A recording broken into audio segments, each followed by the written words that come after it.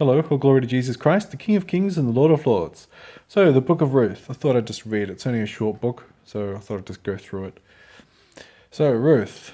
Now it came to pass in the days when the judges ruled, that there was a famine in the land, and a certain man of Bethlehem, Judah, went to sojourn in the country of Moab, he and his wife and his 2 sons.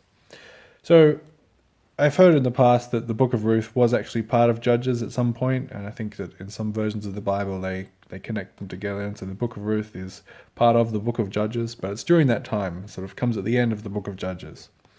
So Bethlehem, we know Bethlehem, which is in Judah, is where David came from, and where also Jesus came from.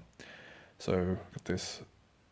A certain man in Bethlehem, Judah, and went to sojourn in the country of Moab, he and his wife and his 2 sons. So of course we know Moab, to the east of the Dead Sea, which in the Bible is called the Salt Sea. So that's where we're at. And the name of the man was Elimelech, and the name of his wife Naomi, and the name of his 2 sons Mahlon and Chilion, Ephrathites of Bethlehem, Judah, and they came into the country of Moab and continued there. So Elimelech, my God is king. And Naomi, my delight, Mahlon, sick, and Chilion, pining. So, and the Ephrathites, so from the tribe of Ephraim, one of the sons of Joseph, who was adopted by Jacob, became one of the tribes of Israel. Ashiness, fruitfulness. So my God is my king and my delight, from the tribe of Ephraim, fruitful tribe, came from Bethlehem with their 2 sons, sick and pining, into the land of Moab, which is east of the Salt Sea, and continued there. And Elimelech, Naomi's husband, died, and she was left and her 2 sons. They took them wives of the woman of Moab.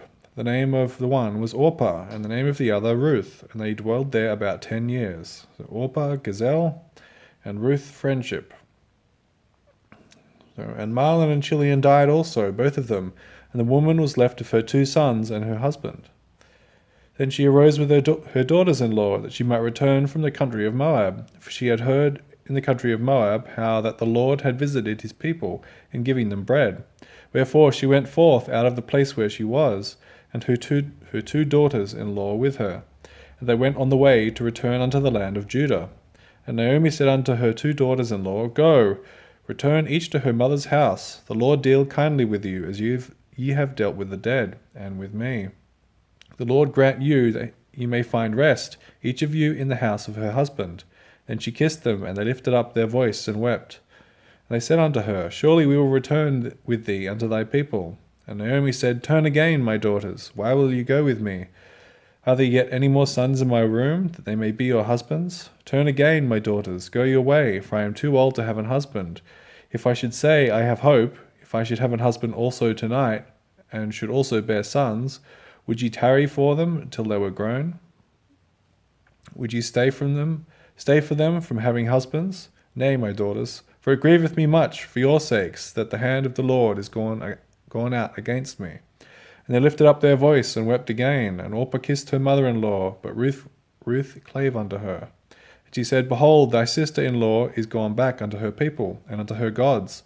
Return thou after thy sister-in-law.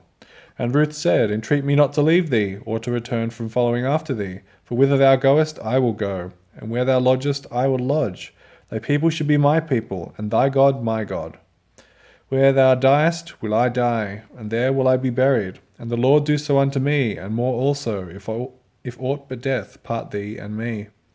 When she saw that she was steadfastly minded to go with her, then she left speaking unto her. So they two went until they came to Bethlehem. And it came to pass, when they were come to Bethlehem, that all the city was moved about them. And they said, Is this Naomi? And she said unto them, Call me not Naomi, call me Mara, for the Almighty hath dealt very bitterly with me. So Mara means bitterness. Call me not my delight, call me bitterness. For the Almighty hath dealt very bitterly with me. So I went out full, and the Lord hath brought me home again empty. Why then call ye me Naomi, seeing the Lord hath testified against me, and the Almighty hath afflicted me? So Naomi returned, and Ruth the Moabitess, her daughter-in-law, with her, which returned out of the country of Moab, and they came to Bethlehem in the beginning of the barley harvest. Chapter 2. And Naomi had a kinsman of her husband's, a mighty man of wealth, of the family of Elimelech, and his name was Boaz. Boaz means fleetness. Interestingly, Boaz was also the name of one of the pillars in the porch of the temple that Solomon built. And the other was Jachin, which means he will establish. So the two pillars on Solomon's temple, fleetness and he will establish. So he will establish quickly, you might say. I don't know. And that's in 1 Kings 7. And Ruth the Moabitess said unto Naomi, Let me go to the field, and glean ears of corn after him, in whose sight I shall find grace. And she said unto her, Go, my daughter. And she went, and came, and gleaned in the field after the reapers. And her hap was to light on part of the field belonging unto Boaz, who was the kindred of Elimelech. And behold, Boaz came from Bethlehem, and said unto the reapers, The Lord be with you. And they answered him, The Lord bless thee. Then said Boaz unto his servant that was set over the reapers, Whose damsel is this? And the servant that was set over the reapers answered and said, It is the Moabitish damsel that came back with Naomi out of the country of Moab. And she said, I pray you, let me glean and gather after the reapers among the sheaves. So she came, and hath continued even from the morning until now, that she tarry a little in the house. Then said Boaz unto Ruth, Hearest thou not, my daughter? Go not to glean in another field, neither go from hence, but abide here fast by my maidens. Let thine eyes be on the field, that they do reap, and go after them, and go thou after them. Have I not charged the young men that they shall not touch thee? And when thou art athirst, go unto the vessels, and drink of that which the young men have drawn. Then she fell on her face, and bowed herself to the ground, and said unto him, Why have I found grace in thine eyes, that thou shouldest take knowledge of me, seeing I am a stranger? And Boaz answered and said unto her, It hath fully been showed me all that thou hast done unto thy mother-in-law since the death of thine husband, and how thou hast left thy father and thy mother, and the land of thy nativity, and art come unto a people which thou knowest not heretofore. The Lord recompense thy work, and a full reward be given thee of the Lord God of Israel, under whose wings thou art come to trust. And she said, Let me find favour in thy sight, my Lord, for thou hast comforted me, and for thou hast spoken friendly unto thine handmaid, though I be not like unto one of thine handmaidens. And Boaz said unto her, At mealtime come thou hither, and eat of the bread, and dip thy morsel in the vinegar. And she sat beside the reapers, and he reached her parched corn, and she did eat, and was sufficed, and left. When she was risen up to glean, Boaz commanded his young men, saying, Let her glean even among the sheaves, and reproach her not. And let fall also some of the handfuls on purpose for her, and leave them, that she may glean them, and rebuke her not. So she gleaned in the field until even, and beat out that she had gleaned. And it was about an ephah of barley. So ephah is a Hebrew unit of measure equal to about a bushel, which is about 35 litres, supposedly, and I saw also 40 litres, but about 9 gallons. In American measurement, about 9 gallons of wheat. And she took it up and went into the city, and her mother-in-law saw what she had gleaned, and she brought forth and gave to her that she had reserved after she was sufficed. And her mother-in-law said unto her, Where hast thou gleaned today? And where wroughtest thou? Blessed be he that did take knowledge of thee. And she showed her mother-in-law with whom she had wrought, and said, The man's name with whom I wrought this day is Boaz. And Naomi said unto her daughter-in-law, Blessed be he of the Lord, who hath not left off his kindness to the living and to the dead. And Naomi said unto her, The man is near of kin unto us, one of our next kinsmen. And Ruth the Moabitess said, He said unto me also, Thou shalt keep fast by my young men, until I have ended all my harvest. And Naomi said unto Ruth, her daughter-in-law, It is good, my daughter, that thou go out with his maidens, that they meet thee not in any other field. So she kept fast by the maidens of Boaz, to glean unto the end of barley harvest, and of wheat harvest, and dwelt with her mother-in-law. Chapter 3. Then Naomi with her mother-in-law said unto her, My daughter, shall I not seek rest for thee, that it may be well with thee? And now is not Boaz of our kindred, with whose maidens thou wast? Behold, he winnoweth barley tonight in the threshing floor. Wash thyself therefore, and anoint thee, and put thy raiment upon thee, and get thee down to the floor, but make not thyself known unto the man, until he shall have done eating and drinking. And it shall be, when he lieth down, that thou shalt mark the place where he shall lie, and And thou shalt go in and uncover his feet, and lay thee down, and he will tell thee what thou shalt do. So, a bit on uncovering the feet from the Enduring Word commentary. In that day, this was understood to be the role of a servant, to lay at their master's feet, and be ready for any command of the master. So, when Naomi told Ruth to lie down at Boaz's feet, she told her to come to him in a totally humble and submissive way. Don't lose sight of the larger picture. Ruth came to claim a right. Boaz was her Goel, her kinsman redeemer, and she had the right to expect him to marry her and to raise up a family to perpetuate the name of Elimelech. But Naomi wisely counseled Ruth not to come as a victim demanding her rights, but as a humble servant, trusting in the goodness of her kinsman redeemer. She said to Boaz, I respect you, I trust you, I put my fate in your hands. So the kinsman redeemer thing, we see that an example of that in Matthew 22.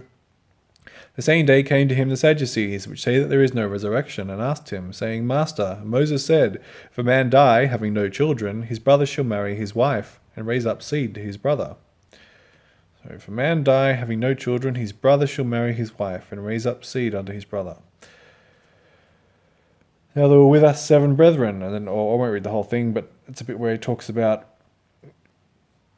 who, the Sadducees saying, this woman's had seven husbands, and none of them have children, or whose husband is she in heaven? Jesus saying, for in the resurrection they neither marry nor are given in marriage, but are as the angels of God in heaven. So back to Ruth. And she said unto her, all that thou sayest unto me will I do. And she went down unto the floor, and did according to all that her mother-in-law bade. And when Boaz had eaten and drunk, and his heart was merry, he went to lie down at the end of the heap of corn. And she came softly and uncovered his feet, and lay her down. And it came to pass at midnight that the man was afraid, and turned himself, and behold, a woman lay at his feet. And he said, Who art thou? And she answered, I am Ruth, thine handmaid. Spread therefore thy skirt over thine handmaid, for thou art a near kinsman. And he said, Blessed be thou of the Lord, my daughter, for thou hast showed more kindness in the latter end than at the beginning, inasmuch as thou followest not young men, whether poor or rich. And now, my daughter, fear not. I will do to thee all that thou requirest, for all the city of my people doth know that thou art a virtuous woman. And now it is true that I am thy near kinsman, howbeit there is a kinsman nearer than I. Tarry this night, and it shall be in the morning that if he will perform unto thee the part of a kinsman, well, let him do the kinsman's part.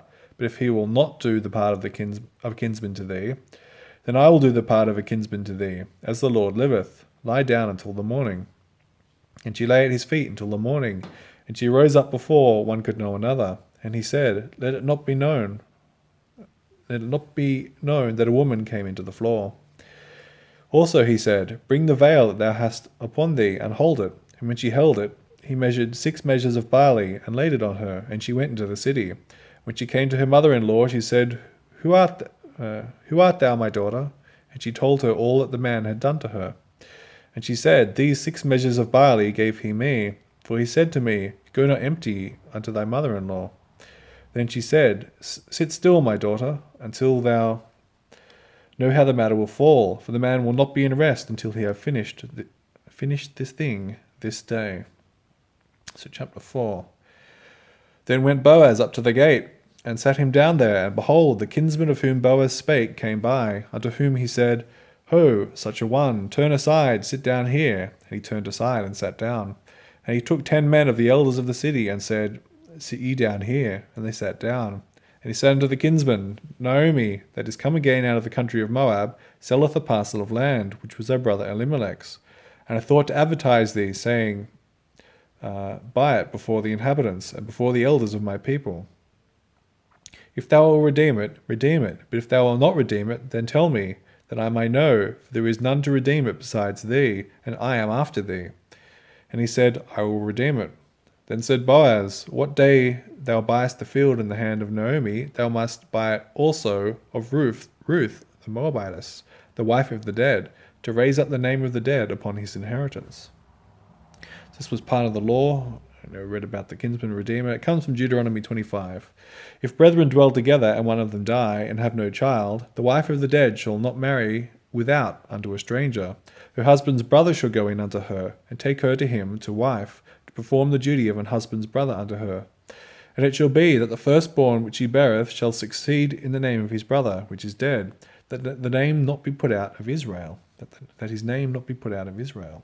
And if the man like not to take his brother's wife, then let his brother's wife go up to the gate unto the elders, and say, My husband's brother refuseth to raise up unto his brother a name in Israel. He will not perform the duty of my husband's brother. Then the elders of the city shall call him, and speak unto him.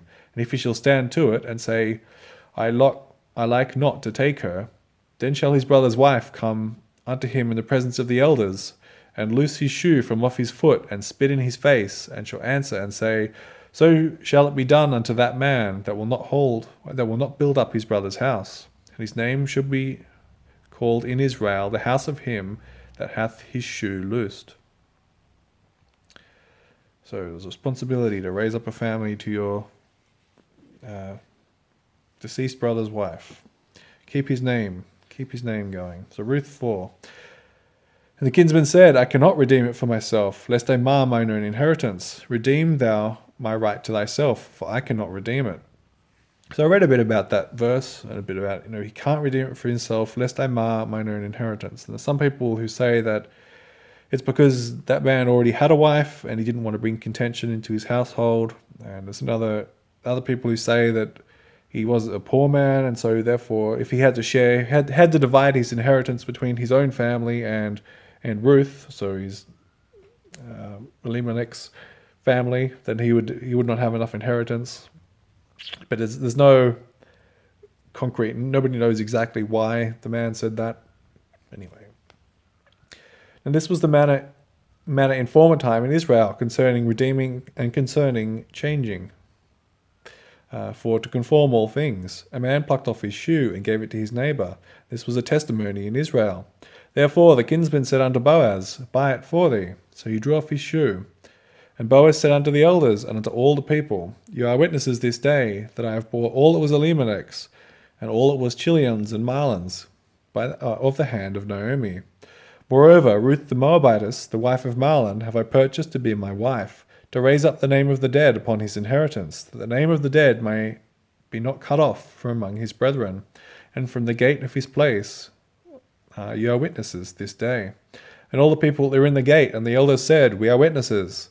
The Lord make the woman that is come into thine house like Rachel and Leah, which two did build the house of Israel. And do thou worthily in Ephratah, and be famous in Bethlehem.